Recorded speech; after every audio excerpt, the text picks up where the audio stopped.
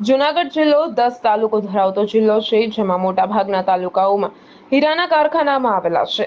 જેમાં ભેસાણની અંદર 27 જેટલા હીરાના કારખાના આવેલા છે, જેમાં આજુબાજુના 50 જેટલા ગામડાઓમાંથી રત્ન કલાકારો પોતાનું રોજીરોટી મેળવી અને હીરા ઘસવા માટે આવે છે.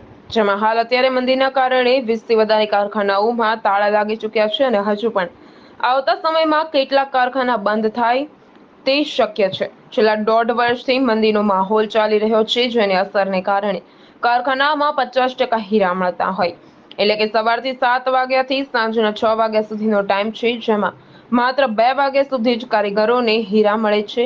એટલે એક કારીગરને 20,000નું કામ કરતા હોય તે માત્ર 8 થી 9,000નું કામ કરી રહ્યો છે. એટલે 50%થી પણ ઓછું કામ રત્ન કલાકારોને થઈ રહ્યું છે. ત્યારે મોટા ભાગના રત્ન કલાકારો હીરા પર પોતાનું જીવન નિર્ભર કરતા હોય છે, જેને લઈ પૂરતા પ્રમાણમાં કામ ન મળતા રત્ન કલાકારોની રોજીરોટી લટકતી તલવાર જેવી પરિસ્થિતિ સર્જાય છે. રશિયા, યુક્રેન તેમજ ઇઝરાયલ જેવા દેશોમાં યુદ્ધ ચાલી રહ્યા છે, જેના કારણે હીરાનો કાચો માલ અને પોલિશ થયેલા માલની લે-વેચ ન થવાને કારણે સુરત, ભાવનગર, અમદાવાદ જેવા હીરાના હબ ગણાતા મેગા સિટીઓમાં પણ મંદીનો માહોલ જોવા મળ્યો છે. ત્યારે ગુજરાતના રત્ન કલાકારોને રોજીરોટીનો સવાલ ઉભો થયો છે. જુનાગઢ જિલ્લો છે અને ભેસાણ તાલુકો, એટલે જિલ્લો 10 તાલુકો ધરાવે છે અને આમાં જે હીરાનો ઉદ્યોગ ખાસ ચાલુ હોય, એટલે મંદિરનો માહોલ તો ઘણા ટાઈમ થયા છે અને બધા તમે જોઈ શકો છો કે બધા રત્ન કલાકારો, એટલે જે વિશ્વયુદ્ધો ચાલુ છે ખાસ, તો આમાં મંદિર પણ આવેલી હોય. કારીગરોને પૂછ્યું કામ કેટલા થાય છે, એટલે કામ કેટલું થાય છે અત્યારે? 10 થી 12 હજાર. 10 થી 12 હજાર. એટલે પહેલાં કેટલું થતું હતું? 22-25 હજાર. 22-25 હજારની. એટલે તમે જોવો છો કે તેજીમાં કામ થતું હતું. અત્યારે કેટલું? 7 થી 8 હજાર. 7 થી 8. એટલે અહીંયા રજા પડી જાય છે, હીરા નથી મળતા, પ્રોબ્લેમ શું છે? હા, હીરા ઓછા મળે છે અને રજાઓ પડી છે. રજાઓ. એટલે આ 12 કલાક છે, એમાં કેટલો ટાઈમમાં રજા પડીને કેટલો ટાઈમ કામ ચાલુ છે?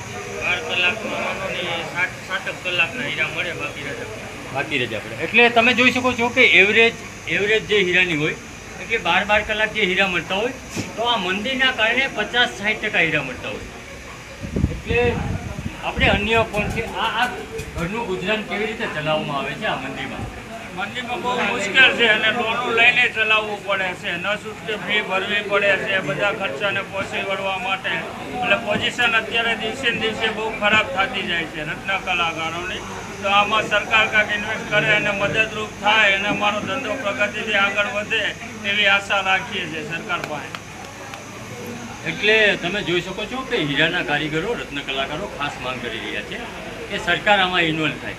એટલે આ રશિયાને બધા યુદ્ધ ચાલે છે, જે કાચો માલ, કાચી રફ હોય અને જે તૈયાર પોલિશ થતું હોય, તો આ પણ જે વેચાતું ના હોય, એટલે લેતી દેતી ખાસ ન થતી હોય, તો 50-60%. એટલે સવારે 7-8 વાગે જે કારખાનું ચાલુ થાય, તો આ 2-3 વાગે બંધ થઈ જતું હોય, હીરા પૂરા ના પડતા હોય. એટલે એવરેજ તમે જોઈ શકો છો કે કારીગરોને જે 20,000ના કામ થતા હોય, એ 8-9 હજારે આવી પહોંચ્યા હોય. તો ખાસ મંદી છે અને કારીગરો ખાસ માંગ કરી રહ્યા છે કે સરકાર ઇન્વોલ્વ થાય અને ધંધો પાછો ઝળહળતો થાય. Mahesh Kathiria, GTV news, Bhesan. Mahesh Kathiria, GTV news, Junagadh.